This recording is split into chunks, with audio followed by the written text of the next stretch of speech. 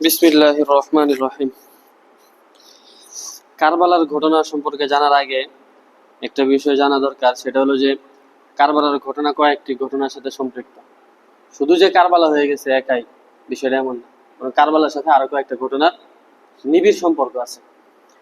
তো এর আগে আমাদের একটা প্রশ্ন, সেটা হলো যে মুসলমানের মধ্যে যে দ্বন্দ্ব, এই দ্বন্দ্বটা কবে থেকে, কোন সময় থেকে এই দ্বন্দ্বের সূচনা, কারা এই দ্বন্দ্ব বাজাইছে, এবং তাদের সাথে কি যারা কারবালা ঘটেছে তাদের সম্পর্ক আছে কিনা। ঠিক আছে?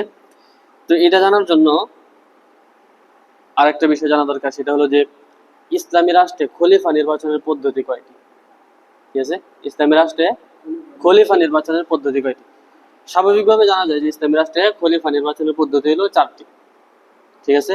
এক হলো যে ইসলামী রাষ্ট্রের যিনি আমির থাকবেন, যিনি খলিফা থাকবেন, তিনি কোন ইশারা ইঙ্গিত দ্বারা পরবর্তী খলিফা দিকে ইশারা করবেন, বুঝাবেন যে ইনি পরবর্তী খলিফা হতে পারে। যেমন ধরেন, ইসলামের প্রথম খলিফা হলো হযরত আবু বকর রাদিয়াল্লাহু আনহু। তো হযরত আবু বকর রাদিয়াল্লাহু আনহু যে পরবর্তী খলিফা হবেন, এগুলো কিন্তু নবীজি স্পষ্ট বলেন নাই কোথাও। কিন্তু ইসলামী একটা রীতিনীতি আছে, যিনি খলিফা থাকবেন তিনি হচ্ছে মুসলমানদের প্রধান যে মসজিদ, এই মসজিদের ইমাম হবেন, এই মসজিদে নামাজের ইমামতি করবেন। ঠিক আছে? তো আমাদের নবী সাল্লাল্লাহু আলাইহি ওয়াসাল্লাম যখন অসুস্থ, তখন কিন্তু নামাজের ইমামতি করাইছেন হযরত আবু বকর রাদিয়াল্লাহু আনহুকে দিয়া। তার মানে একটা ইশারা যে আমার উপরে হযরত আবু বকর রাদিয়াল্লাহু আনহু খলিফা হবেন। আবার অনেক জায়গায় দেখা গেছে যে নবীজি বলছে যে আমি আমার ডান পাশে হযরত আবু বকর, হ্যাঁ, হাশরের ময়দানে আমার পাশে আবু বকর থাকবে, বাম পাশে উমর থাকবে। এই যে ইঙ্গিত গুলা দিছে। এরপরে বুখারী শরীফের হাদিসে আছে, এক মহিলা এসে নবী সাল্লাল্লাহু আলাইহি ওয়াসাল্লামকে জিজ্ঞেস করছেন যে এই আমাকে এই মাসআলার সমাধান দিয়ে দেন। নবী যে মাসআলার সমাধান দিয়ে দিয়েছে। তারপরে মহিলা বলতেছে যে এই যে মাসআলার সমাধান আপনার কাছে নিয়ে নিলাম, আপনি না থাকলে। তো নবী সাল্লাল্লাহু আলাইহি ওয়াসাল্লাম বলছে যে আমার পরে বা আমি না থাকলে আমার অনুপস্থিতিতে আবু বকরের কাছে মাসআলা জেনে নিবা।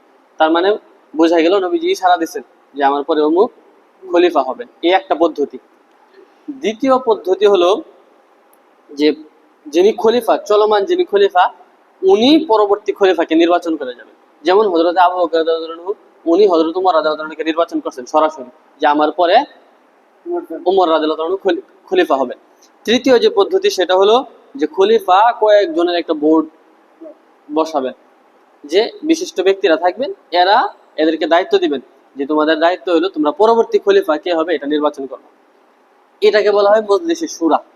এই কাজটা করছেন হযরত উমর রাদিয়াল্লাহু আনহু। আর এই বোর্ডের মাধ্যমে সিদ্ধান্ত হয়েছে পরবর্তী খলিফা হবে হযরত উসমান রাদিয়াল্লাহু আনহু। এই গেল তিন পদ্ধতি। আর চতুর্থ পদ্ধতি হলো জনগণের মধ্য থেকে বিশেষ একটা অংশ, পরবর্তী যিনি খলিফা হবেন, খেলাফত ব্যবস্থা যখন খলিফা শূন্য থাকবে, কেউ যখন খলিফা নাই, তখন জনগণের বিশেষ একটা অংশ একজনের হাতে বায়াত গ্রহণ করবেন, আর এরপর বাকিরা সবাই বায়াত গ্রহণ করবে। এই হলো চারটা পদ্ধতি মোটামুটি। আরো অনেক পদ্ধতি আছে, বাকি প্রসিদ্ধ এই চারটা পদ্ধতি। এই চারটা পদ্ধতি চারজন সাহাবীর সাথে আছে। তো এই চতুর্থ পদ্ধতিটা একটু বুঝতে কঠিন হবে, এটা আমরা সামনে একবার স্পষ্ট করে দিব। তো মোটামুটি আমরা জানলাম চারটা পদ্ধতি। এখন আমরা আরেকটু পিছনে ফিরে যাই, যে মুসলমানদের শত্রু কারা। আমরা আমাদের শত্রু চিনি না, আমরা নিজেদের মধ্যে দ্বন্দ্ব করি। তো মুসলমানদের শত্রু কারা দেখেন, নবী সাল্লাল্লাহু আলাইহি ওয়াসাল্লাম যখন মক্কা থেকে হিজরত করে মদিনায় গেলেন, মদিনায় যাওয়ার পরে মদিনাবাসীর সাথে সন্ধি করলেন যে মদিনা এইভাবে এইভাবে চলবে, তোমরা আমাদেরকে নিরাপত্তা দিবা। ইহুদীদের সাথে চুক্তি হইল, তোমরা আমাদেরকে নিরাপত্তা দিবা, আমরা তোমাদেরকে নিরাপত্তা দিব। আমাদের উপর যদি কেউ আক্রমণ করে, তোমরা আমাদের পাশে দাঁড়াইবা, তোমাদের উপর কেউ আক্রমণ করলে আমরা তোমাদের পাশে দাঁড়াবো। এই চুক্তি হয়ে গেল ইহুদীদের সাথে, মদিনাবাসীর সাথে। তো চুক্তি হওয়ার পরে তারা যখন দেখলো যে তারা চুক্তি করছে নবীজির সাথে, আর নবীজি সাল্লাল্লাহু আলাইহি ওয়াসাল্লাম আস্তে আস্তে বড় হয়ে যেতেছেন, ক্ষমতার খুব কাছাকাছি চলে যেতেছেন, হ্যাঁ, জনপ্রিয়তা অনেক বাইরে গেছে, তো ইসলাম প্রচার প্রসার শুরু হয়ে গেছে মদিনা থেকেই, এটা তাদের আর ভালো লাগলো না। এক পর্যায়ে তারা সিদ্ধান্ত নিল কি, যে নবী সাল্লাল্লাহু আলাইহি ওয়াসাল্লামকে হত্যা করে ফেলবে।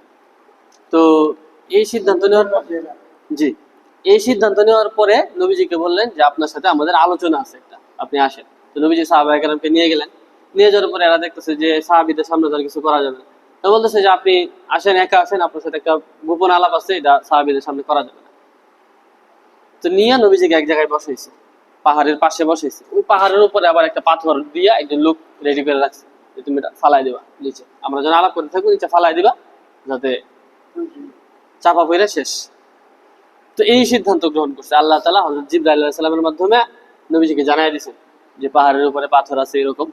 তো নবী আলাইহিস সালাম তাদের এই যে চক্রান্ত আছে, ষড়যন্ত্র, এটা প্রকাশ করে দিতে সাহাবায়ে কেরামের সামনে। আল্লাহ কোরআনের আয়াত নাযিল করে দিয়েছে, এটা তো আর গোপন নাই, প্রকাশ হয়ে গেছে। তো সবাই এই ইহুদি, মদিনার যারা ইহুদি, তাদের সাথে যুদ্ধ শুরু হয়ে গেল খাইবার।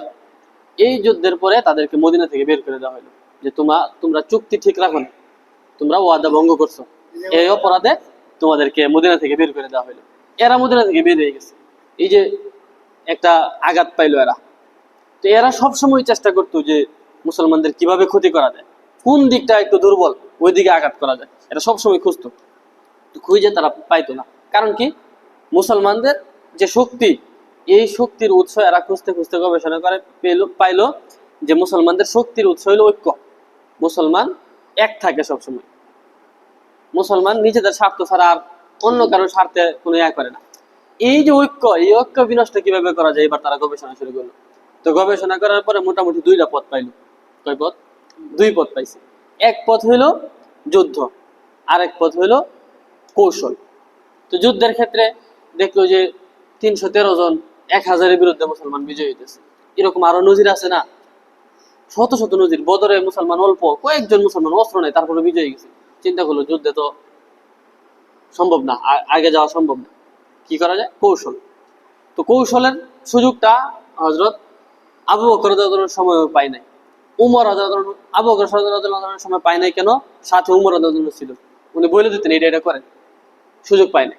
উমর রাদিয়াল্লাহু আনহু শাসনের সময় তো কল্পনাই করতে পারেনি, উনি অনেক কঠোর মানুষ ছিলেন, ধরা পড়লেই শেষ, কল্পনাই করতে পারে না এটা ষড়যন্ত্র করবে। তো উমর রাদিয়াল্লাহু আনহুর পরে উসমান রাদিয়াল্লাহু আনহুর শাসনের সময় মূলত শুরু।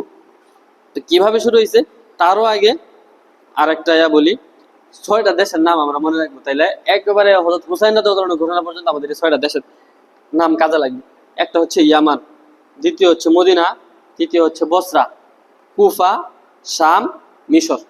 এই 6টা দেশ একবারে হুসাইন রাদিয়াল্লাহু আনহুর ঘটনা পর্যন্ত কাজে লাগবে, এই 6টা দেশের কথা।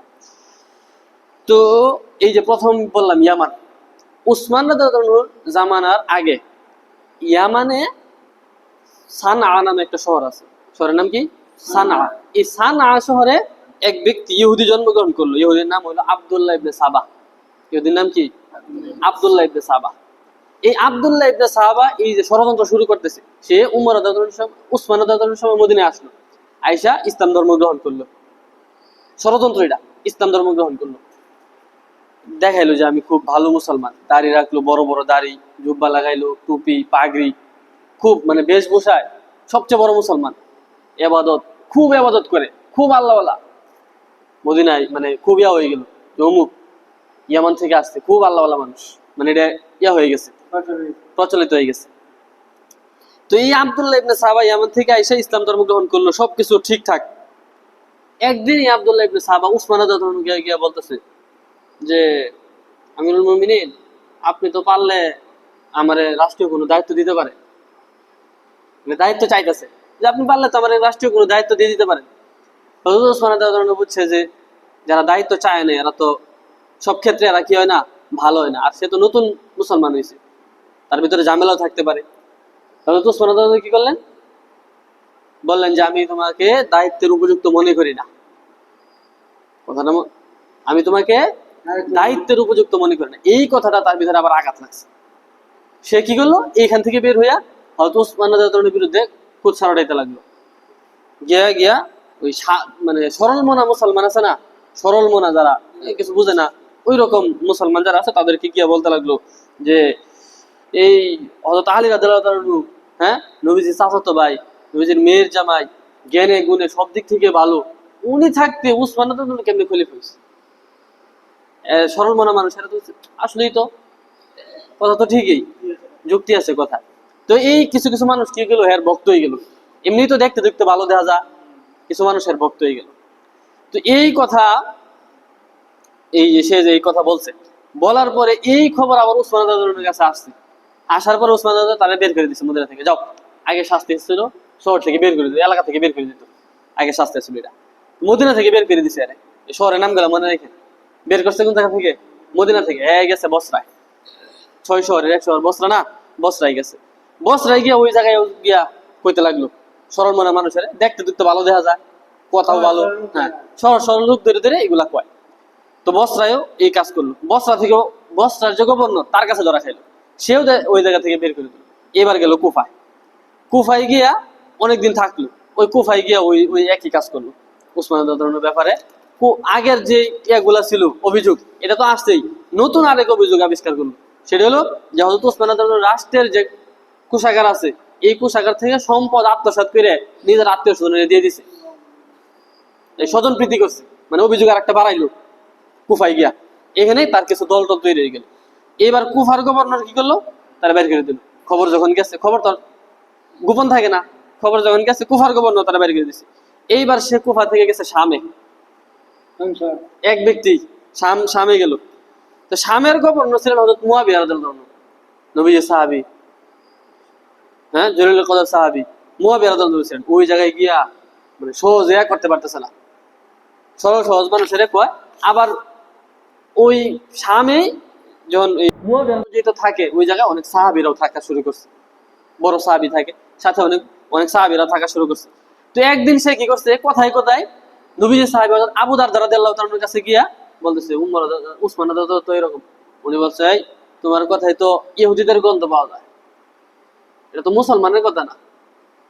চুপ হয়ে গেছে, ভয় পাইছে।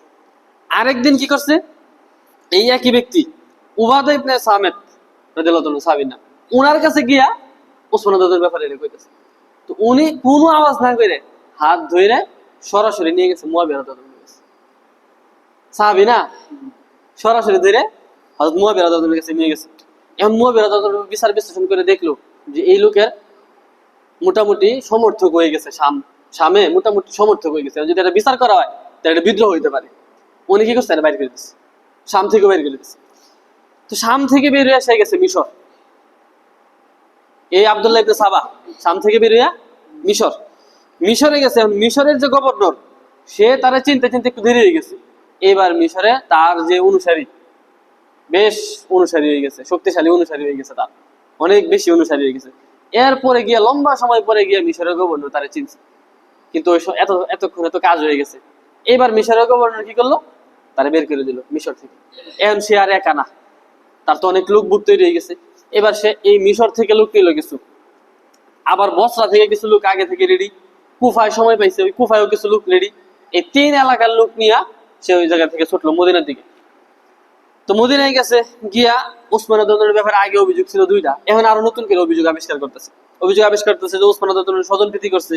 আবার বলতেছে যে উসমান রাদিয়াল্লাহু মুরব্বীদেরকে রাইখা যুবক যারা আছে এদেরকে দায়িত্ব দিছে, রাষ্ট্রীয় দায়িত্ব।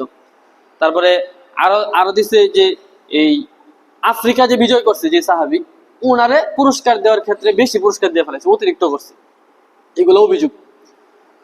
তো উসমান রাদিয়াল্লাহু আবার খবর পায়, তারা ডাকাইছে রাজদরবারে।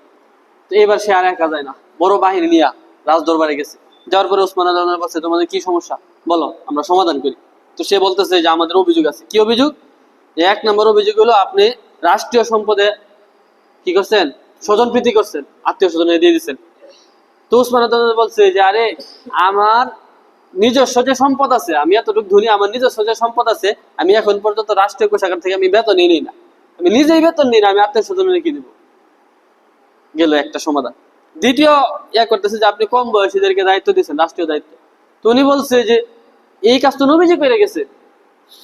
নবীজি করেন নাই? হযরত উসামা রাদিয়াল্লাহু আনহু 17 বছর বয়স ছিলেন উনার, শেষ বয়সে, নবীজির শেষ বয়সে উনার বয়স ছিলেন কত? 17। উনারে এক যুদ্ধের আমির বানিয়েছে। ওই যুদ্ধের মধ্যে হযরত আবু বকর রাদিয়াল্লাহু আনহু সৈনিক ছিলেন। এবার বলেন হযরত আবু বকরের বয়স তখন কত হবে? 60 হবে। আর 17 বছরের এক বালককে নবীজি কি বানাইছে? আমির বানাই দিছে। তার মানে এই কাজ নবীজি করে গেছে। তো এই কাজ আমি উসমান করতে কোনো অসুবিধা নাই। জবাব গেল 2টা। তো তৃতীয় বলতেছে যে মারওয়ান ইবনুল হাকাম, এই ব্যক্তির আপনি মক্কায় আসার অনুমতি দিয়েছেন। তো উসমান রাদিয়াল্লাহু বলছে মারওয়ান ইবনুল হাকাম তো মুসলমানের মক্কায় ঢুকতে নবীজি বাধা দেয় নাই, আমি কেন বাধা দিব? সমাধান হয়ে গেছে। তো এখন চতুর্থ অভিযোগ কি? আফ্রিকা যারা বিজয় করছে, যে সেনাপ্রধান, তাকে আপনি কি করছেন? বেশি পুরস্কার দিচ্ছেন। এই পুরস্কার বেশি হয়ে গেছে, এটা তার উপরে বেশি হয়ে গেছে, অন্যদেরকে আপনি ঠকাইছেন। উসমান রাদিয়াল্লাহু বলছে ঠিক আছে, তার পুরস্কার ছিনিয়ে নিলাম, তারপরেও আপনারা কোনো ফেতনা ফাসাদ করেন না। নরম দিলে মানুষ আছে, তারপরেও আপনারা কি করেন না, কোনো ফেতনা ফাসাদ করেন না। তো এই লোক চিন্তা করলো যে সব তো মাইনে নিল, সবই তো মাইনে নিল অভিযোগ, এখন কি করা যায়? এবার সে তার দলবল নিয়ে মদিনার বাইরে 3 মঞ্জিল দূরে চলে গেল। মদিনার বাইরে 3 মঞ্জিল দূরে চলে গেল। গিয়া হযরত আলী, হযরত তালহা, হযরত জুবায়ের এই 3 সাহাবীর কাছে এরা গেছে। গিয়া বলতেছে যে আমরা তো চাইতেছি যে এই কথা আমরা চিন্তা করি যে আপনারা থাকতে, আপনাদের মতো যোগ্য ব্যক্তিরা থাকতে কেমনে হযরত উসমান খলিফা হয়ে গেছে।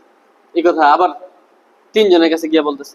তো এই 3 জন হযরত আলী রাদিয়াল্লাহু আনহু সাথে সাথে সব করছে যে তোমাদের তো মতলব খুব খারাপ, সাথে সাথে বাধা দিছে। তো এখানে আর কোনো চান্স পাইলো না, পাইয়া এরা করলো কি, নতুন ফোন দিয়ে করছে।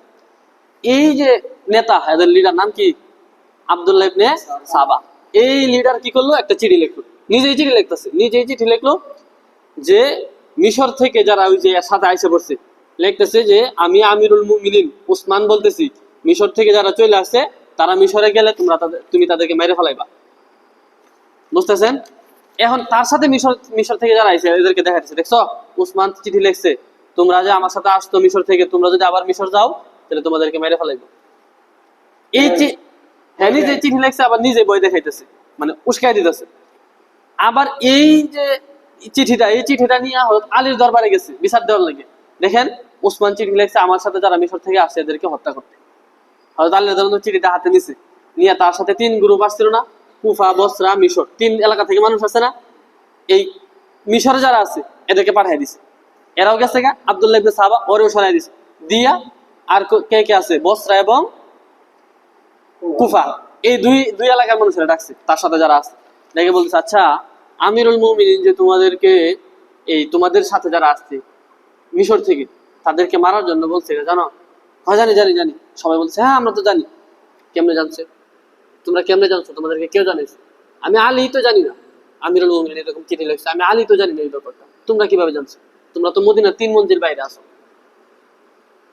ধরা খাইছে, এবার ধরা খাই গেছে। তো হযরত আলী রাদিয়াল্লাহু আনহু ধরা খাইছে। তো এই গেল এই তাদের মানে ইয়াটাও কৌশলটাও ব্যর্থ হয়ে গেল। এইদিকে 35 হিজরি, তখন সময়টা কত, 35 হিজরি, দেখেন শুরু হইতেছে মাত্র। 35 হিজরিতে জিলহজ মাস চলে আসছে। তো সাহাবায়ে কেরাম সবাই মদিনা থেকে মক্কায় হজ করতে গেছে। আম্মা জান আয়েশা সবাই বড় বড় সাহাবী যারা আছে এরা সবাই মক্কায় চলে গেছে হজ করতে। তো একদিন জুমার সময় ওসমান আমিরুল মুমিনিন উনি তো খুতবা দিবেন, খুতবা দিতেছে, এরা বিদ্রোহ করে বসছে। গোষ্ঠী বড় না, এরা বিদ্রোহ করে বসছে জুমার খুতবার সময়। নামাজের পরে উনি উনার বাসভবনে গেছে, এরা কি করছে, চতুর্দিক দিয়ে ঘেরাও করছে উসমান রাদিয়াল্লাহু আনহুর বাসভবন।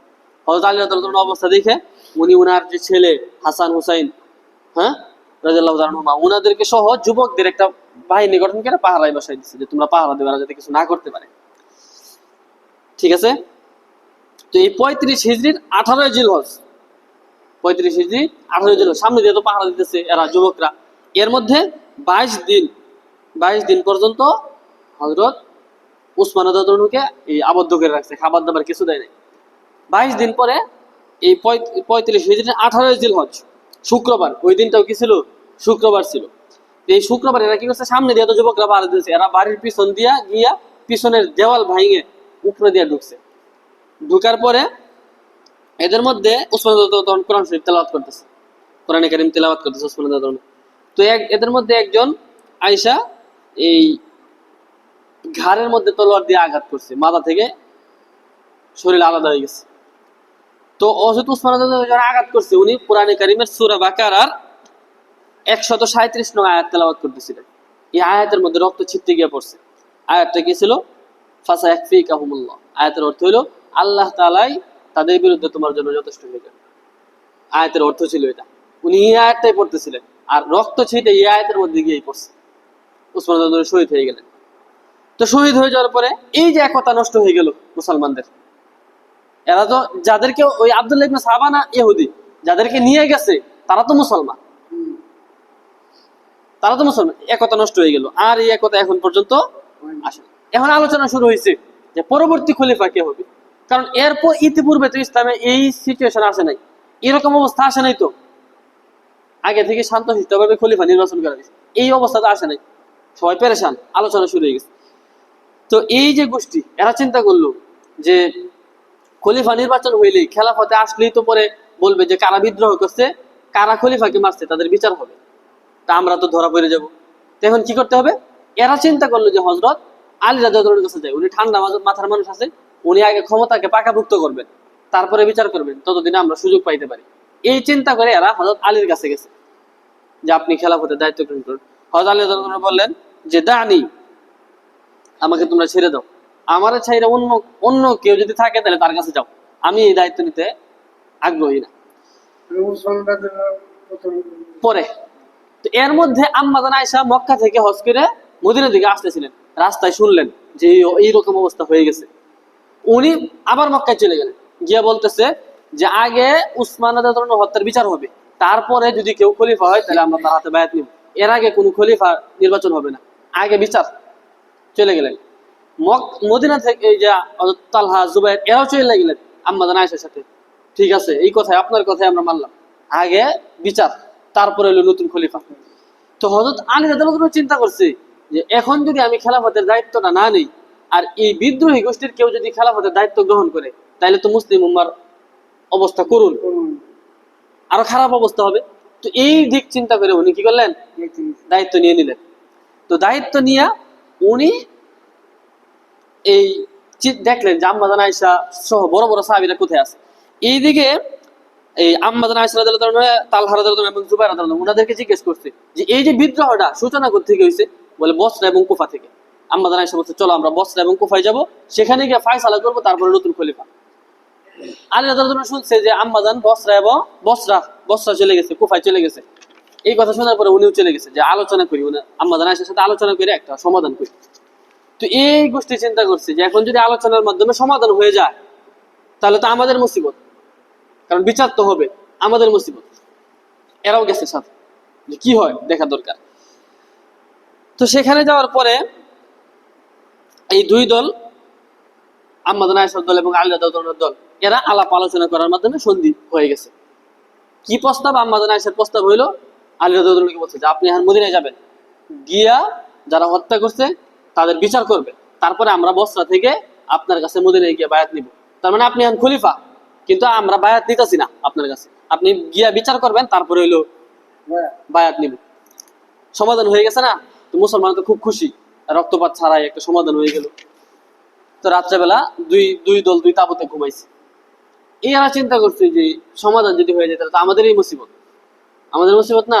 এরা এই চিন্তা থেকে করলো কি, রাতের বেলায় হযরত আলী রাদিয়াল্লাহু আনহু তাঁবুর কাছে দাঁড়াইয়া ওই আম্মা জান আয়েশার তাঁবুতে তীর মারলো। তো ওনারা চিন্তা করলো যে তীর মারলে কারা মারবো, এখন সন্দেহ কাদের দিকে যায়? যাদের সাথে একটু আগে সন্দেহ হয়েছে তাদের কাছে তো তাদের দিকে তো সন্দেহ যায়।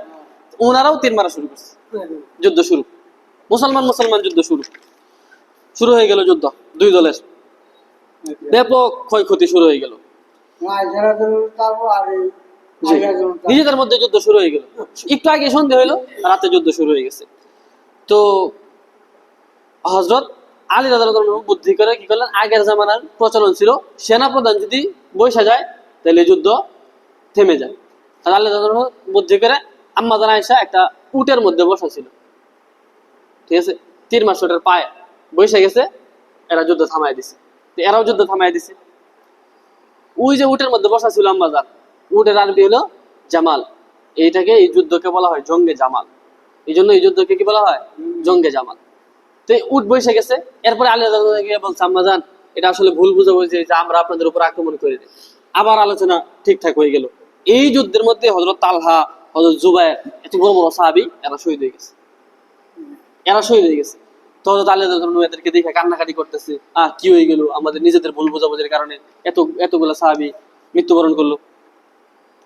তো এই আম্মা জান আয়েশা রাদিয়াল্লাহু আনহা মক্কায় চলে গেলেন। কথা একটাই যে আগে বিচার হবে, তারপরে আমি বায়াত গ্রহণ করবো। উনি মক্কায় চলে গেলেন, ব্যথা আক্রান্ত হয়ে উনি মক্কায় চলে গেলেন। হযরত আলী রাদিয়াল্লাহু আনহু চলে গেলেন কুফার আর বসরার মাঝামাঝি একটা জায়গায়, ঠিক আছে। এইবার এই যে গোষ্ঠী, হযরত আলী রাদিয়াল্লাহু আনহুকে বলতে লাগলেন যে আম্মা জান তো গেছি, কিন্তু মুয়াবিয়া রাদিয়াল্লাহু আনহু কিন্তু আপনার বিরুদ্ধে চক্রান্ত করতেছে।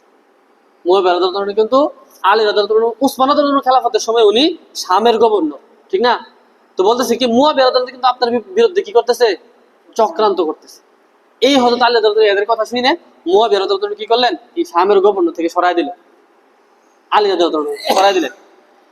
তো এইদিকে এই গোষ্ঠীরই এরা তো এক দুইজন না, এখানে এখানে ছড়াই ছড়াই আছে, এরাই এদের একটা অংশ আবার মুয়াবিয়া রাদিয়াল্লাহু আনহু গিয়া উস্কাই দিতে লাগে। তো হযরত মুয়াবিয়া রাদিয়াল্লাহু আনহু কি করলেন, আলী রাদিয়াল্লাহু আনহুর বিরুদ্ধে যুদ্ধ করার জন্য বের হয়ে গেলেন।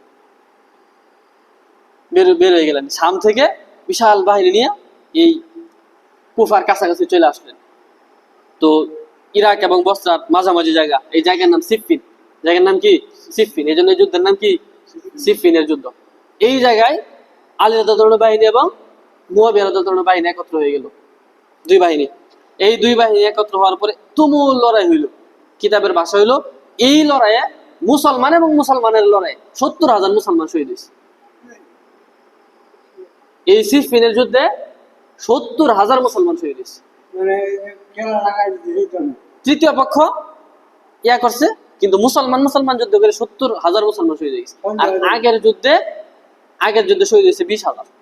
এই দুই যুদ্ধে মোট 90,000 মুসলমানের হাতে শহীদ হয়েছে এই যুদ্ধে। তো এই দুই দলের মধ্যে যুদ্ধের পরে সন্ধি হয়েছে, আলাপ আলোচনার মাধ্যমে সমাধান হয়েছে। হওয়ার পরে এই যে সমাধান হয়ে গেছে, 70,000 মরার পরে একটা সমাধান তো হয়েছে, এই সমাধানটা আবার এই তৃতীয় পক্ষ মানতে পারতেছে না। এরা চিন্তা করতেছে সমাধান হইলেই তো আমাদের ঝামেলা, আমাদের বিচার, সমাধান হইলেই তো আমাদের বিচার। এরা এই সমাধানটা মানিয়ে নিতে পারতেছে না। কিন্তু তাদের চিন্তা চেতনা তো শেষ করে দিচ্ছে আগে থেকেই, মুসলমানই।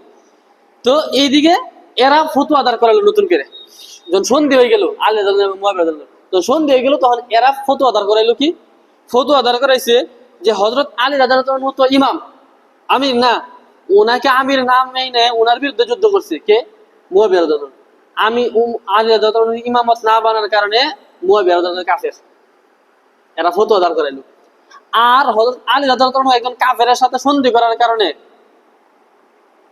উনি ফাসিক, মানে দুই দলের এই গুনাহগার বানাই দিল তৃতীয় দলে। চিন্তা করছেন, সাহাবী ওনারা বানাইলো কি? কাফের। আর আলী রাদিয়াল্লাহু আনহু বানাইলো কি? ফাসিক। মানে এই মিল যে দুইজন যে মিলছে, মিলাটা যাতে না থাকে। ঠিক আছে? তো এইবার লাগলো পেস। এখন হযরত আলী রাদিয়াল্লাহু আনহু এক জায়গায় হয়ে গেছে, সন্ধি করে ফেলাইছে। এই তৃতীয় দলের মধ্যে এক দল যারা একটু উগ্রপন্থী, এরা দেখলো যে না, এখন তো আর এটা ভাঙ্গা সম্ভব না। এখন এরা কি করলো, এই জায়গা থেকে বের হয়ে গেল, হযরত আলী রাদিয়াল্লাহু আনহুর পক্ষ থেকে বের হয়ে গেল। এই তৃতীয় দলের মধ্যে থেকে এক দল বের হয়ে গেছে। এই যে বের হয়ে গেছে, বের হওয়ার আর বের খারেজ, এই জায়গা থেকে এই দলের নাম হয়েছে খারেজি। বুঝতেছেন? এই জায়গা থেকে এই দলের নাম কি? খারেজি। তো এই খারেজির না ফতোয়া দিছে মুয়াবিয়া কাফের আর আলী হইল ফাসিক। বুঝতেছেন? এই খালিদে যারা বিশ্বাস করে কি, যারা কবিরা গুনাহ করে এরা মুসলমানই না। এখন মনে করেন বাংলাদেশে যারা কবি মাদেশা, এরা কি খারেজি? যারা কয় এরা কি বুঝছে কয়? জানি না, পুরা দিন জানি, কিচ্ছুই জানি না। বুঝতেছেন? তাইলে এই দল এই তৃতীয় দলের মধ্যে থেকে যারা কট্টরপন্থী, এরা যখন দেখলো কোনো কিছু ফায়দা নেওয়া যেতেছে না, তখন এরা এই জায়গা থেকে বের হয়ে গেছে। এরা হইলো খারেজি। বুঝছেন? তো এই বের হয়ে গেল খারেজিরা। তো হযরত আলী রাদিয়াল্লাহু আনহু কি করলেন? মুসলমানদের এই ইসলামী শাসন টিকায় রাখার জন্য উনি কি করলেন? দেখলেন যে এই খেলাফতের যে রাজধানী, এটা মদিনা থেকে বের করে নিয়ে চলে গেলেন, যে খেলাফতের রাজধানী মদিনায় থাকলে আপাতত কোনো সমস্যা হইতে পারে, উনি ওই জন্য কুফায় নিয়ে গেলেন। তো এই কুফায় মানে আর যে মদিনা থেকে বের হয়েছিল, এখনো পর্যন্ত আর শাসন মদিনায় ফিরে আসে না। ঠিক আছে? আবার এইদিকে খারেজিদের সাথে এই যে হযরত আলী রাদিয়াল্লাহু আনহুর সাথে যারা ছিল তৃতীয় পক্ষের মধ্যে, এরা আবার হযরত আলীর বিরুদ্ধে যুদ্ধ করা শুরু করছে। এই যুদ্ধে এরা শোচনীয় পরাজয় বরণ করছে হযরত আলীর কাছে। তো খারেজিরা যুদ্ধে পরাজয় বরণ করছে। এখন যুদ্ধে পরাজয় বরণ করে এরা তো শেষ। এইবার দেখেন, এরা হযরত আলীর মুয়াবিয়া রাদিয়াল্লাহু আনহুর বিরুদ্ধে দোষ খাই দিছে, হযরত মুয়াবিয়াকে আলীর বিরুদ্ধে দোষ খাই দিছে, এতদিন এই করছে। এখন যখন বের হয়ে গেছে হযরত আলী দল থেকে, হযরত আলীর বিরুদ্ধে যুদ্ধ করছে, এই যুদ্ধে যখন টিকতে পারে নাই, না পাইরে কি করলো, এরা এবার চিন্তা করলো, দেখেন হযরত আলী, হযরত মুয়াবিয়া এবং হযরত আমর ইবনুল আস, যিনি মিশর বিজয় করছেন, এই তিন সাহাবীকে হত্যা করবে। দেখেন, একজনকে আরেকজনের বিরুদ্ধে লড়াই দিছে, মানে দেখাইছে যে আমি আলীকে মহব্বত করি, হযরত আলী লড়াই দিছে ওনার বিরুদ্ধে। এরাই আবার কি করলো, সফল না হইয়া একসাথে তিনজনকে হত্যা করার নিল, ষড়যন্ত্র নিল। নিয়া 40 হিজরির 15 রমজান, 40 হিজরির 15 রমজান এরা করলো কি, এক রাতেই তিনজনের উপর আক্রমণ করবে সিদ্ধান্ত। তো ফজরের নামাজে পড়ার জন্য হযরত আলী রাদিয়াল্লাহু বাসা থেকে বের হইয়া মসজিদে যাইতেছিলেন, রাস্তায় আক্রমণ করছে, ঘাড়ে কূপ দিছে। তো এই আক্রমণ যে করছে তার নাম হলো আব্দুর রহমান ইবনে মুলজিম। যে আক্রমণটা করছে তার নাম কি, আব্দুর রহমান ইবনে মুলজিম। এই লোকটা খারিজি ছিল, তো উনি তরবারি দিয়ে আক্রমণ করছে। হযরত আলী রাদিয়াল্লাহু এই ব্যথায় 2 দিন পর্যন্ত আক্রান্ত ছিলেন, এরপরে উনি শহীদ হয়ে গেছে। 17 রমজান 40 হিজরির 17 রমজান হযরত আলী রাদিয়াল্লাহু শহীদ হয়ে গেলেন। আর ওইদিকে মুয়াবিয়া রাদিয়াল্লাহু উপরে তো আক্রমণ করছে, কিন্তু মুয়াবিয়া রাদিয়াল্লাহুকে কি করতে পারে নাই, হত্যা করতে পারে নাই। উনি এটা প্রতিহত করে দিচ্ছে, সুযোগ সুবিধা হয় না। আর হযরতে আরেকজন যে আমর ইবনে আস রাদিয়াল্লাহু ছিলেন, উনি কি করছে, ওই দিন ঘটনাক্রমে নিজে নামাজ না পড়াইতে গিয়া আরেকজনকে পাঠাইছে যে তুমি আমার আজকে ফজরের নামাজটা পড়াই দাও। তো যে হত্যা করতে গেছে সে মনে করছে এরই আমর ইবনে আস, সে আক্রমণ করে ওই ব্যক্তিকে শহীদ করে দিয়েছে। তার মানে 3 জনের মধ্যে 2 ব্যক্তি শহীদ হয়েছে, কিন্তু সাহাবী মরছে একজন, হযরত আলী রাদিয়াল্লাহু আনহু মারা গেলেন, শহীদ হয়ে গেলেন। হযরত আলী রাদিয়াল্লাহু আনহু শহীদ হওয়ার পরে এখন খেলাফতের দায়িত্ব গিয়ে পড়লো হযরত হাসান রাদিয়াল্লাহু আনহুর কাছে। হযরত মুয়াবিয়া রাদিয়াল্লাহু আনহু এই অবস্থায় খেলাফতের দায়িত্ব নিতেছিলেন না, কেউ নিতেছিলেন না। তো হযরত হাসান রাদিয়াল্লাহু আনহু আগে আসলেন, উনার কাছেই খেলাফতের দায়িত্ব গেল। বুঝতেছেন, খেলাফতের দায়িত্ব গেল। যাওয়ার পরে প্রত্যেকটা ঘটনা একটার সাথে একটা সম্পর্ক, এইগুলা না বুঝলে ওইটা বুঝে কারবালা বুঝে আইব না। তো হযরত হাসান রাদিয়াল্লাহু আনহু কি করলেন, খেলাফতের দায়িত্ব গ্রহণ করলেন। দায়িত্ব গ্রহণ করার পরে 6 মাস পর্যন্ত, কিতাবের ভাষা 6 মাস পর্যন্ত ওনার কাছে ছিল। 6 মাস পরে উনি চিন্তা করছে যে আমার থেকে তো হযরত মুয়াবিয়া রাদিয়াল্লাহু আনহু যোগ্য বেশি, হ্যাঁ, নবীর খুব জলিল কদর সাহাবী। এই অনেক কিছু বিবেচনা করে উনি মুয়াবিয়া রাদিয়াল্লাহু আনহুর দরবারে গেছে। উনি নিজে গিয়ে বলছে যে চাচা, আপনি আমার থেকে যোগ্য, সব দিক থেকে আপনি আমার থেকে যোগ্য, আপনি যদি খেলাফতের দায়িত্ব গ্রহণ করেন এটা আমার জন্য ভালো হয়। তো হযরত মুয়াবিয়া রাদিয়াল্লাহু আনহু খেলাফতের দায়িত্ব হযরত হাসান রাদিয়াল্লাহু আনহুর কাছ থেকে গ্রহণ করলেন। বুঝে আসতেছে, খেলাফতের দায়িত্ব আবার মুয়াবিয়া রাদিয়াল্লাহু আনহু কিভাবে পাইছে দেখছেন, কে দিছে, হযরত হাসান রাদিয়াল্লাহু আনহু নিজে গিয়ে দিয়ে আসছে খেলাফতের দায়িত্ব। এবার হযরত মুয়াবিয়া রাদিয়াল্লাহু আনহু যখন খেলাফতের দায়িত্ব নিলেন, হাসান রাদিয়াল্লাহু আনহু ওনার সাথে মিলে গেলেন। সবাই তো এক, এখন মুসলমানরা সবাই এক না, আবার মুসলমানদের উন্নতি শুরু হয়ে যেতেছে। উমর রাদিয়াল্লাহু আনহুর সময় যেরকম একবারে দূর দূরান্ত বিজয় করছে, আবার ওরকম বাইরে যুদ্ধ শুরু হয়ে গেছে, কাফের মুশরিকদের বিরুদ্ধে যুদ্ধ শুরু হয়ে গেছে। মুয়াবিয়া রাদিয়াল্লাহু আনহুর নেতৃত্বে মুসলমানরা আবার শক্তিশালী হয়ে গেছে। এই যে শক্তিশালী হয়েছে, এই শক্তির ছিল, পরিধি ছিল মিশর থেকে মরক্কো পর্যন্ত হযরত মুয়াবিয়া রাদিয়াল্লাহু আনহুর শাসনে মুসলমানরা বিজয় করছে। এবার কিন্তু অন্য শত্রুদের সাথে যুদ্ধ হইতেছে, মুয়াবিয়া রাদিয়াল্লাহু আনহু সবাই এক। তো এই 40 হিজরিতে এই ঘটনা, 40 হিজরি থেকে 49 হিজরি বা 50 হিজরিতে গিয়ে হযরত হাসান রাদিয়াল্লাহু আনহু ইন্তেকাল করলেন। কে ইন্তেকাল করছে, হাসান রাদিয়াল্লাহু আনহু। এইবার কি করছে, এই যে সাবাই গোষ্ঠী, আব্দুল্লাহ ইবনে সাবাইর যে অনুসারী, সাবার অনুসারী, এই সাবাই গোষ্ঠী কি করলো, হযরত হুসাইন রাদিয়াল্লাহু আনহুকে চিঠি লেখা শুরু করছে যে আপনার মতো ব্যক্তি থাকতে মুয়াবিয়া কিভাবে খলিফা হয়। ওই যে আগের আলী রাদিয়াল্লাহু আনহু যেভাবে ধোঁকা দিছে, এইভাবে ওনার ছেলেকেও ধোঁকা দেওয়া শুরু করছে যে আপনার মতো ব্যক্তি থাকতে মুয়াবিয়া কিভাবে খলিফা হয়। বুঝতেছেন, তো উনি এই চিঠিটা কানে নেন নাই, এটা কাজে লাগে নাই। তো এইভাবে আরো 10 বছর গেল। 60 হিজরিতে, কয় হিজরি, 60 হিজরিতে হযরত মুয়াবিয়া রাদিয়াল্লাহু আনহু বৃদ্ধ হয়ে গেলেন, অসুস্থ হয়ে গেলেন। তো উনি কি করলেন, চিন্তা করলেন যে এখন তো খেলাফতের দায়িত্ব অন্য কাউকে দিতে হবে। তো এই পর্যায়ে উনি পরামর্শে বসলেন, রাজ দরবারে যারা আছে ওনাদের সাথে পরামর্শ করলেন। ওনারা পরামর্শ দিল যে আপনার ছেলে ইয়াজিদ যে আছে, সে খেলাফতে অধিষ্ঠিত হইতে পারে, তাকে আপনি খেলাফত দিয়ে যান। তো হযরত কেন এই মতামত দিছে, ফুকাহায়ে কেরাম লিখছেন যে তার ওই পর্যন্ত ইয়াজিদ, বুঝতেছেন, হ্যাঁ মুসলমানি। তো এই যে 60 হিজরিতে মুয়াবিয়া রাদিয়াল্লাহু আনহু 60 হিজরি পর্যন্ত, মানে যেই দিন পর্যন্ত আলোচনা হয়েছে ওই দিন পর্যন্ত ইয়াজিদের কাছ থেকে কোনো খারাপ কাজ প্রকাশ পায় নাই।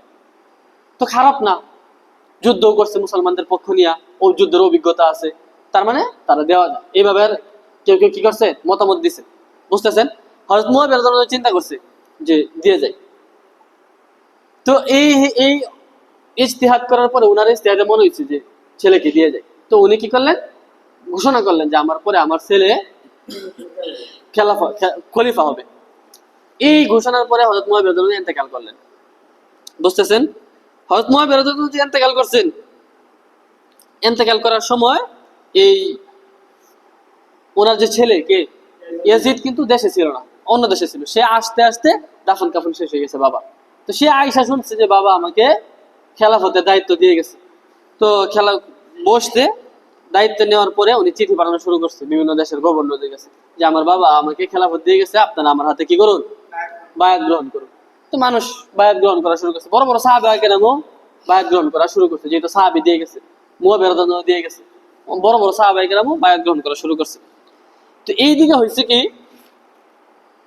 মক্কায় যারা ছিল, যারা মক্কা এবং মদিনায় ছিল, এদের মধ্যে যে বড় বড় যারা সাহাবা কেরাম ছিলেন, ওনারা কিন্তু আবার এই বায়াতটা গ্রহণ করলেন না।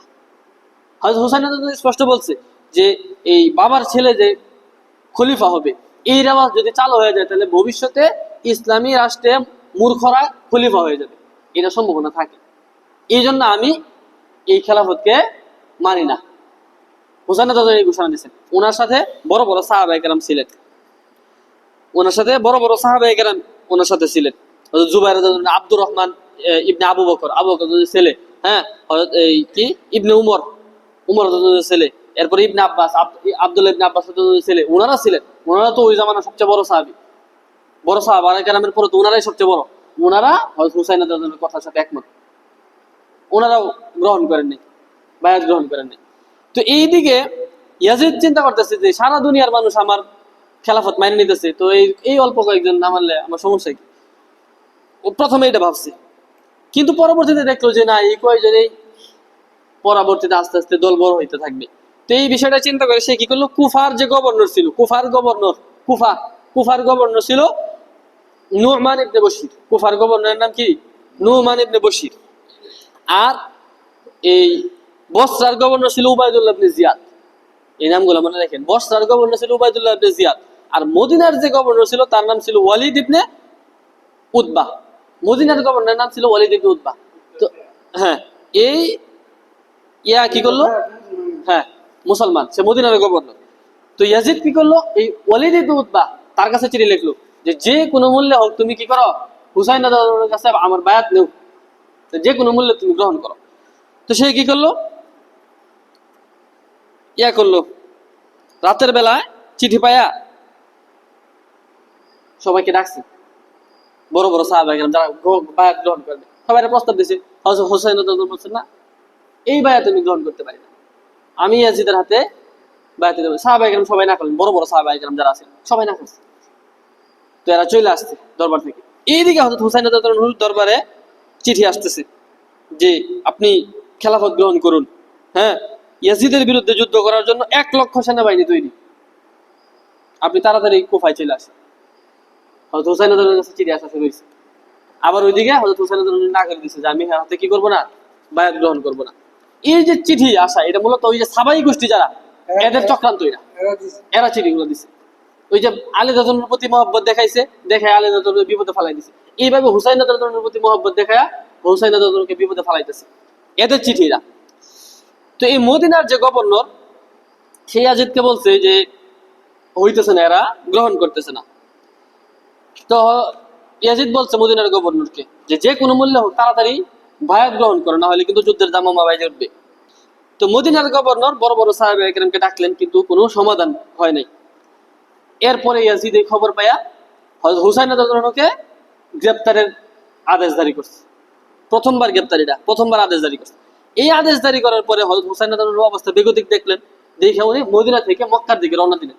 এই মদিনা থেকে যে মক্কার দিকে রওনা দিলেন, এইটা দেখে বড় বড় সাহাবা একরাম যারা ছিলেন, আব্দুল্লাহ ইবনে উমর সহ বড় বড় সাহাবী সবাই গিয়ে বলছে যে আপনি কোথায় যাইতেছেন? বলে মক্কায় যাইতেছেন। বলে খবর, আব্দুল্লাহ ইবনে উমর, উমর রাদিয়াল্লাহু আনহু ছেলে, বড় সাহাবী ছিলেন, অনেক বড় ফকিহ ছিলেন। উনি বলতেছে, উমর রাদিয়াল্লাহু আনহু ছেলে, উনি বলতেছে যে আমি আপনাকে বলতেছি আপনি মক্কা ছাড়া অন্য কোথাও যাওয়ার চিন্তা করেন না। মানে ওনারাও বুঝছে যে ওই কুফা থেকে যে চিঠি আসছে, উনি হয়তো ওইদিকে যাওয়ার চিন্তা ভাবনা করছে। তো উনি বলছে কি যে আপনি মক্কা ছাড়া অন্য কোথাও যাওয়ার কি করেন না, সিদ্ধান্ত নিয়েন না, এই কথা বলছে। আরেকজন সাহাবী, আরেকটা বর্ণনার মধ্যে আছে, ওনার নামটা মনে পড়তেছে না, উনি তো বলছে যে শহীদ, আপনি মক্কা ছাড়া অন্য কোথাও যায় না। মানে ওনারাও বুঝতেছেন যে আপনি যেদিকে আগাইতেছেন আপনি তো আপনার বাবার মতো শহীদ হয়ে যাবেন, এই জন্য কি বলছে, শহীদ বলছে।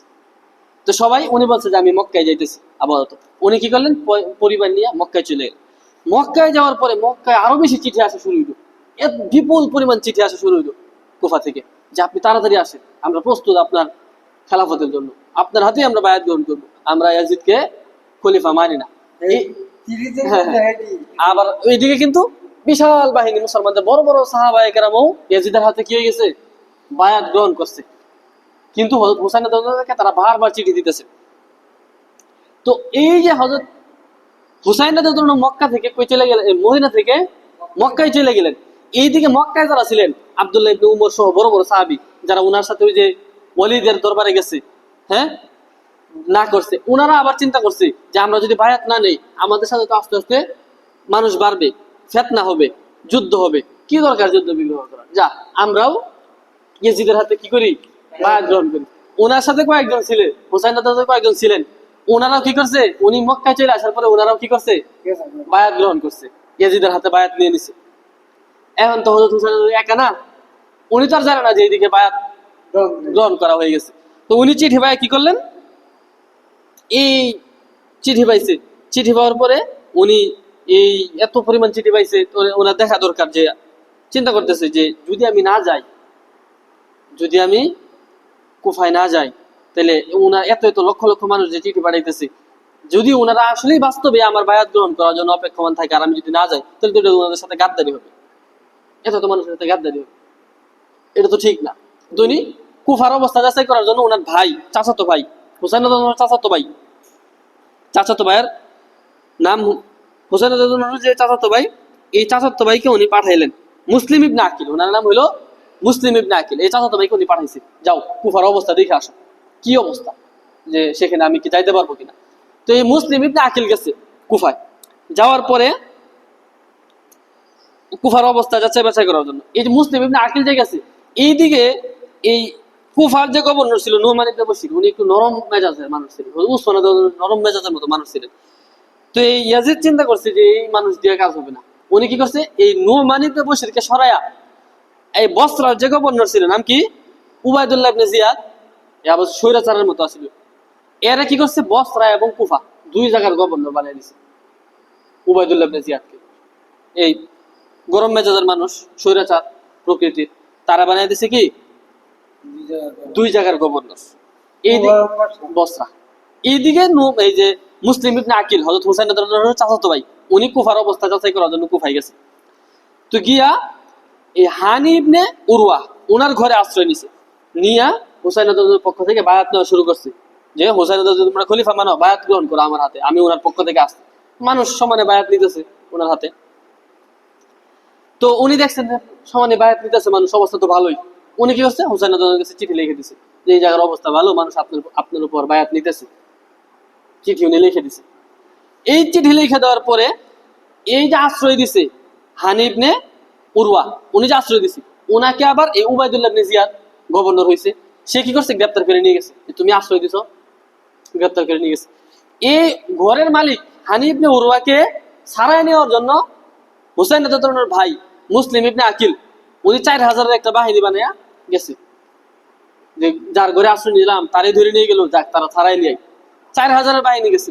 এই বাহিনী মানুষের কথা শুনে, তোমরা যাও না, বিপদে পড়বা, এগুলো শুনে বাহিনী কমতে লাগলো, কমতে কমতে কমতে কমতে শেষ পর্যন্ত উনি একাই, উনার সাথে আর কেউ নাই বাহিনীর মধ্যে, 4000-এর বাহিনী কেউ নাই। উনি তো নিরুপায় হয়ে গেলেন, নিরুপায় হয়ে এক মহিলার ঘরে আশ্রয় নিলেন। অনেক ধরনের নাম আছে মহিলার হাদিসের কিতাবের মধ্যে, আচ্ছা দেখো, এই মহিলার ঘরে আশ্রয় নিয়েছে। তো মহিলার ঘরে আশ্রয় নেওয়ার পরে মহিলা গোপনে খাবার দেয়, তার ছেলে আইসা একদিন দেখলো যে গোপনে গোপনে কি করে খাবার দেয়। আমাকে আরে খাবার দেন, কে বলছে, একজন মেহমান। কে মেহমান? গেছে, গিয়ে দেখে যে মুসলিম ইবনে আকিল। তো এই ছেলে বলতেছে একে ধরার জন্য তো উবাইদুল্লাহ ইবনে জিয়াদ পুরস্কার ঘোষণা করছে। তো কি করলো ছেলে, কি করলো, এই হুসাইন রাদিয়াল্লাহু চাচাতো ভাইকে ধরাই দিল। আর হুসাইন রাদিয়াল্লাহু তো ওইদিকে চিঠি পৌঁছছে কি যে অবস্থা ভালো, এদিকে চাচাতো ভাইকে কি করলো, ধরাই দিল। উবাইদুল্লাহ ইবনে জিয়াদ হযরত হুসাইন রাদিয়াল্লাহু চাচাতো ভাইকে ধইরে ওই কুফার যে শহরের যে প্রধান ফটক, ওইটার উপরে উঠাইছে, ওই জায়গা থেকে ফালায়া শহীদ করে দিচ্ছে। উনি যখন ওই জায়গায় যখন ওনাকে শহীদ করা হয়েছে, তখন উনি বলছিল যে হাই, যদি কেউ এই নবীজির নাতির কাছে চিঠি দিয়া এই খবরটা জানাই দিত যে কুফার অবস্থা খারাপ, এটা যদি কেউ জানাই দিত। উনি আফসোস করতেছে এই অবস্থায় ওনাকে শহীদ করা হয়েছে। তো এইদিকে হযরত হুসাইন রাদিয়াল্লাহু কি করছেন, উনি রওনা দিয়ে দিয়েছেন, চিঠি পাইছেন, উনি কি করছেন, কুফার দিকে রওনা দিয়েছেন। পদে পদে সাহাবায়ে কেরাম বলতেছে আপনি যায়েন না, কারণ সাহাবায়ে কেরামের তো একটা অভিজ্ঞতা হয়ে গেছে যে একদল ষড়যন্ত্র করে ওনার বাবারে মারছে, ওনার বাবারে শহীদ করছে না, একদল ষড়যন্ত্র করে। সাহাবায়ে কেরামের তো অভিজ্ঞতা হয়ে গেছে, বড় বড় সাহাবায়ে কেরাম সমানে না করছে ওনাকে যে আপনি যান না। উনি চিন্তা করছে যে এতগুলো মানুষের সাথে গাদ্দারি করা, এতগুলো মানুষ আমার জন্য অপেক্ষা করতেছে, উনি এই চিন্তা করে কি করলেন, চলে গেলেন। তো ইরাকের কাছাকাছি গিয়া উনি বুঝতে পারলেন যে না, আমি যে খবর জানলাম যে ইয়াজিদের হাতে মানুষ বায়াত গ্রহণ করে নেই, এই বিষয়টা এরকম না। ইয়াজিদের খেলাফত কি হয়ে গেছে, শক্তিশালী হয়ে গেছে, মজবুত হয়ে গেছে। উনি ইরাকের কাছাকাছি গিয়া এই বিষয়টা কি করলেন, বুঝলেন। এর আগ পর্যন্ত উনি বুঝেন নাই। তো এইবার উবাইদুল্লাহ ইবনে জিয়াদ, এই উবাইদুল্লাহ ইবনে জিয়াদ যে কুফা এবং বসরা দুই জায়গার গভর্নর হয়েছে নতুন, সে কি করলো, 4000 একটা বাহিনী বানাইছে। এই বাহিনীর প্রধান বানাইছে উমর ইবনে সাদ। উমর ইবনে সাদকে প্রধান বানায় 4000 একটা বাহিনী বানিয়ে পাঠাই দিছে যে তোমরা হযরত হুসাইনের বাহিনীর গতিরোধ করবা, দায়িত্ব দিয়ে পাঠাই দিছে, তোমরা কি করবা, হযরত হুসাইনের বাহিনীর গতিরোধ করবা। এই পাঠাই দিল। হযরত হুসাইন রাদিয়াল্লাহু সরাসরি তাকে বলছে ইয়াজিদের কাছে যাইতে দাও, আমার আলাপ ইয়াজিদের সাথে। তো উবাইদুল্লাহ বলছে কি হুসাইন রাদিয়াল্লাহুকে গ্রেফতার করার জন্য। এবার হযরত হুসাইন রাদিয়াল্লাহু 3টা প্রস্তাব দিছে। কয় প্রস্তাব? 3 প্রস্তাব দিছে। প্রথম প্রস্তাব দিছে যে আমাকে ইয়াজিদের সাথে সাক্ষাৎ করার সুযোগ দাও, না হয় আমাকে কি করো, মক্কায় ফিরে যেতে দাও, আমি যেখান থেকে আসছি সেখানে ফিরে যেতে দাও। আর যদি এটাও না হয় তাহলে আমাকে মুসলমানদের শাসিত যে এলাকাগুলো আছে এই এলাকার কোনো সীমান্তে আমাকে ছেড়ে দাও, আমি সেখানে গিয়ে সাধারণ মুসলমানের মতো জীবনযাপন করব। এই 3টা প্রস্তাব দিছে। তো উবাইদুল্লাহ ইবনে জিয়াদ কিছুটা নরম হয়েছে এই প্রস্তাবে, কিন্তু নরম হওয়ার পরে তার বাহিনীতে আরেকটা লোক ছিল, তার নাম ছিল সীমার। এই সীমার আবার বলতেছে কি যে শিকার হাতে পাওয়ার পরে ছেড়ে দেওয়াটা কি হবে না, ঠিক হবে না। সীমার বলতেছে, হ্যাঁ। তো এইদিকে হযরত হুসাইন রাদিয়াল্লাহু কি করলেন, ইয়াজিদের কাছে যাওয়ার জন্য উনি রওনা হয়ে গেলেন। 20-25 দিনের রাস্তা সফর করে যেতে হবে, এত লম্বা। উনি এই যাইতে যাইতে 5 দিন সফর করলেন। কয়দিন? 5 দিন সফর করে 9 মুহররম উনি কারবালার প্রান্তরে পৌঁছলেন। লক্ষ্য উদ্দেশ্য হইতেছে ইয়াজিদের সাথে সাক্ষাৎ করা। এইদিকে উবাইদুল্লাহ ইবনে জিয়াদ যে ওই যে উমর ইবনে সাদকে দিয়ে 4000 একটা বাহিনী প্রস্তুত করেছিল তার গতিরোধ করার জন্য, এই 4000 বাহিনীও ওনাকে অনুসরণ করে কারবালায় এসে পড়ছে। না, বসরা থেকে, কুফা থেকে 4000 বাহিনী ওনাকে অনুসরণ করে কারবালায় আসছে পড়ছে। 2 দলে 9 মুহররম কারবালায় আসছে। হুসাইন রাদিয়াল্লাহু এবং ওই উমর ইবনে সাদের বাহিনী 4000 বাহিনী। আর হযরত হুসাইন রাদিয়াল্লাহুর সাথে মানুষ মাত্র 70 জন। হুসাইন রাদিয়াল্লাহুর সাথে এখন 10 মুহররম ফজরের নামাজ যে হইছে, অধিকাংশ মুহাদ্দিসিন কেরাম বলছেন ফজরের যে 10 মুহররম ফজরের নামাজ হইছে কারবালার প্রান্তরে, ওই ফজরের নামাজের ইমামতি করছেন হযরত হুসাইন রাদিয়াল্লাহু ইমামতি করছেন। আর এই ইমামতিতে ওনার যে শত্রু যারা ছিল 4000 বাহিনী, হেরাও হযরত হুসাইন রাদিয়াল্লাহু ইমামতিতে ফজর নামাজ পড়ছে 10 মুহররম। চিন্তা করেন, ফজরের পরে গিয়ে ঘোষণা হইলো আপনাকে যেতে দেওয়া যাবে না ইয়াজিদের কাছে। তার মানে এখন কি করব, যুদ্ধ। যেহেতু যেতে দেওয়া যাবে না, হুসাইনের 3 কথার এক কথাও যেহেতু মানতেছে না, তার মানে শেষ পথ কি, যুদ্ধ। হুসাইন রাদিয়াল্লাহু যুদ্ধের ঘোষণা হয়ে গেল। তো যুদ্ধের ঘোষণা হয়ে গেছে, এখন যুদ্ধ শুরু। ফজরের পরপরই যুদ্ধ শুরু হয়ে গেছে। মুসলমান, তারা তো মুসলমান, সবাই মুসলমান, বুঝে আসতেছে।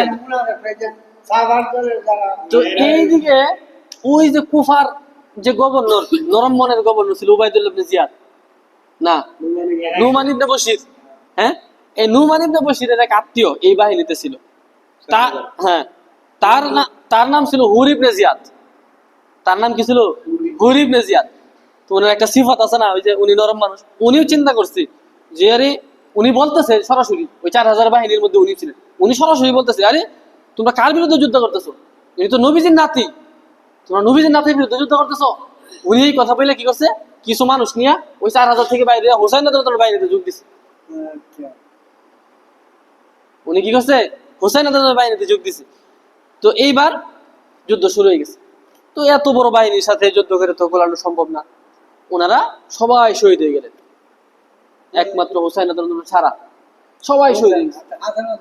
হাসান রাদিয়াল্লাহু আগেই মারা গেলেন 6 মাস খেলাফতের দায়িত্ব গ্রহণ করার পরে। 40 হিজরিতে হাসান রাদিয়াল্লাহু মারা গেলেন, ঠিক না? 40 না 49 বা 50 হিজরিতে মারা গেলেন হাসান রাদিয়াল্লাহু। এরপরে আরো 10 বছর মুয়াবিয়া রাদিয়াল্লাহু ছিলেন।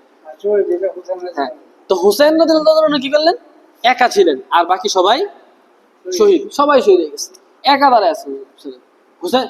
এমন নির্মমতা ছিল যে হুসাইন রাদিয়াল্লাহু নাবালেগ যে একটা ছেলে ছিল, আব্দুল্লাহ নাম ছিল, এই আব্দুল্লাহকে মেরে ফেলছে, এত নির্মম ছিল তারা।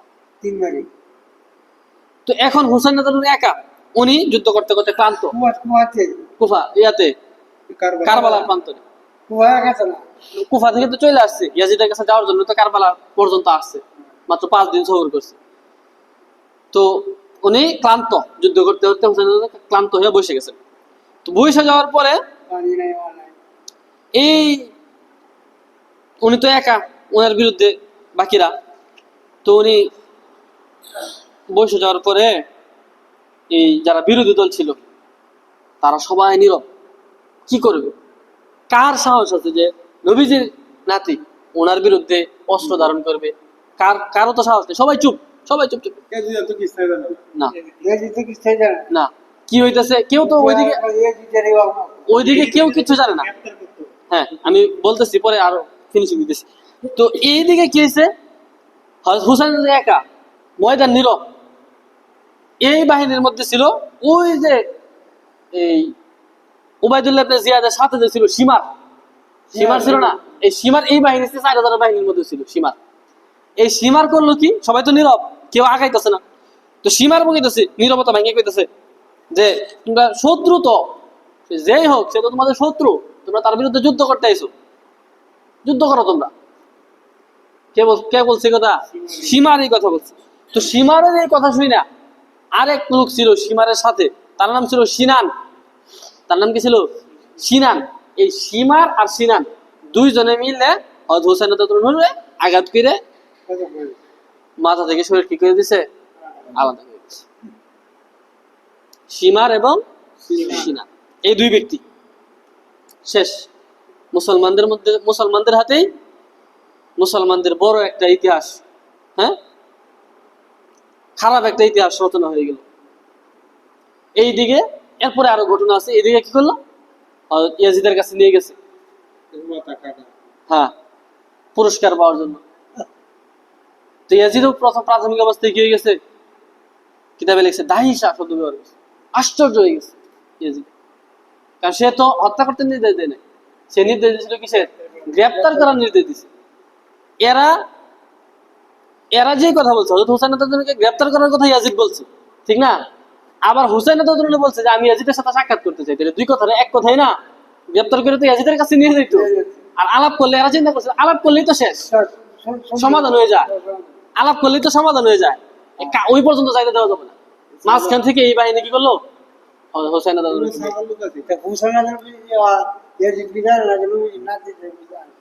এটা তো অবশ্যই। কিন্তু ইয়াজিদ কি চিন্তা করছে, কি তার ক্ষমতা যা আছে এটা পাকাপোক্ত করার জন্য সে কি করছে, বলছে যে কোনো মূল্যে তার কাছ থেকে কি নিতে হবে, বায়াত নিতে হবে। সে তো এই যে মাঝখানে তো যুদ্ধ হয়ে যেতেছে, এই যুদ্ধ তো করতেছে উবাইদুল্লাহ ইবনে জিয়াদ, গভর্নরের প্রদেশের গভর্নর যুদ্ধ করতেছে, আর ইয়াজিদ তো হইলো খলিফা। বুঝতেছেন বিষয়টা? এই হইলো পেস, এই হইলো ঘটনা। হ্যাঁ, কিতাব লিখছে দাহিসা শব্দ ব্যবহার করছে, আশ্চর্য হয়ে গেছে। যদিও তার খারাপ আছে, অবশ্যই তার খারাপ আছে, সে গ্রেপ্তার করার জন্য বলছে, নবীজির নাতিকে গ্রেপ্তার করার জন্য বলছে, এটা তার অপরাধ। আর এই গ্রেপ্তার, এই কথা থেকেই তো এতক্ষণ যুদ্ধ হইলো, হোসাইন রাদিয়াল্লাহু শহীদ হইলো, এই কথার পরেই তো। সে যদি এই কথা না বলতো তাহলে তো কিছু হইতো না, এই জন্য সে অবশ্যই অপরাধী। অবশ্যই সে ইয়াজিদ অপরাধী। বুঝতেছে কথাটা বুঝাইতেছে? আমি একটা বলি, যারা যুদ্ধ করছে হুসাইনের বিরুদ্ধে, তারা তো অপরাধী। অবশ্যই তারা তো শহীদ হয়েছে না, তারা বলে কিছু দিয়েছে, তাদের উপর বিচার হবে না। অবশ্যই বিচার হবে। তারা অন্যায়ের পক্ষ অবলম্বন করছে।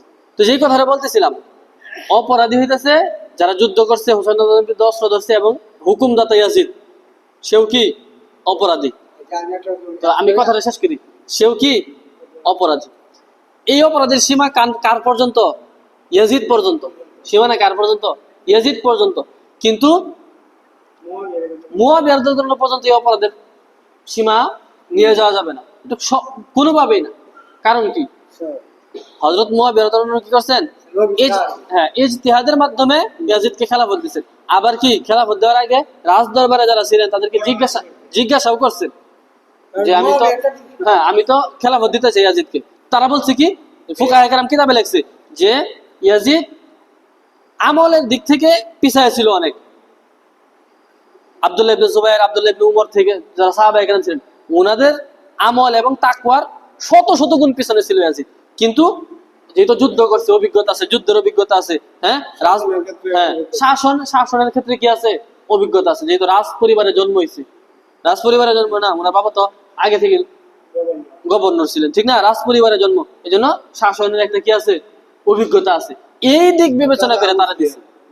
তার দাদা আবু সুফিয়ান কুরাইশদের নেতা ছিল, তাই বংশটা এরকম। এই দিক বিবেচনা করে কি দেওয়া হয়েছে? তারে খেলাফত দেওয়া হয়েছে, ঠিক আছে? আবার খেলাফত পরে মুসলমান হয়েছে, যুদ্ধ করছে মুসলমানদের পক্ষে। হ্যাঁ, কাফির ছিল। কথাটা বুঝে আসতেছে? তো এই অপরাধ, হ্যাঁ, তাহলে এই অপরাধ কোনোভাবেই হযরত মুয়াবিয়া রাদিয়াল্লাহু আনহু পর্যন্ত যাবে না। কথাটা বুঝাইতে পারছি? বাংলাদেশে ওই রকম মানুষ আছে যারা এই অপরাধ ইয়াজিদকে তো দেয়, ইয়াজিদের বাবা হযরত মুয়াবিয়া রাদিয়াল্লাহু আনহুকে দেয়। এবং কালকে আমি একটা ভিডিও দেখছি, যারা নিজেদেরকে সুন্নি দাবি করে, এদের একদল এক বক্তা বলতেছে যে হযরত মুয়াবিয়া মুসলমানই না। অথচ নবীজি হাদিসে বলছে, উনি হচ্ছে ওহী লেখছে, নবীজির উপরে ওহী নাযিল হইছে, যারা লেখছে তাদের মধ্যে উনি একজন। আবার নবীজি হাদিসে বলছে কি, যে আমার এই উম্মতের মধ্যে নৌকা একটা যুদ্ধ হবে, যে যুদ্ধটা যে ভ্রমণ আছে, এই ভ্রমণের মাধ্যমে এই যুদ্ধটা পরিচালিত হবে। এই যুদ্ধে যে নেতৃত্ব দিবে সে জান্নাতি। নবীজি এই কথা বলছে। এই যুদ্ধ ফলে একটা যুদ্ধ হয়েছিল, প্রথম যে যুদ্ধ উমর রাদিয়াল্লাহু আনহুর সময়। এই যুদ্ধে এই যারা নেতৃত্ব দিয়েছিলেন তাদের মধ্যে হযরত মুয়াবিয়া রাদিয়াল্লাহু আনহু ছিলেন। তার মানে নবীজির এই কথা অনুযায়ী মুয়াবিয়া রাদিয়াল্লাহু আনহু কি জান্নাতি সাহাবী না? তো যিনি জান্নাতি সাহাবী, ওনার ব্যাপারে বলতেছি কি উনি মুসলমানই না। তো এটা বাড়াবাড়ি না? এটা বাড়াবাড়ি না? তাহলে দোষটা কার পর্যন্ত যাবে? হ্যাঁ, এইটা অনেক ইতিহাসের মধ্যে অনেকে আছে এটা নিয়ে। আচ্ছা, যেটি হোক, তাহলে আমরা বললাম যেটা, যে ইয়াজিদ সে দোষী। সে কি দোষী? হুকুমদাতা। আমাদের আধুনিক যে আইন আছে, এই আইনের মাধ্যমেও হুকুমদাতা কি দোষী? হুকুমদাতা দোষী না? হুকুমদাতা দোষী। ওই হিসাবে ইয়াজিদও কি দোষী? ইয়াজিদ অবশ্যই দোষী। এই কথা অস্বীকার করার কোনো কি নাই, সুযোগ নাই।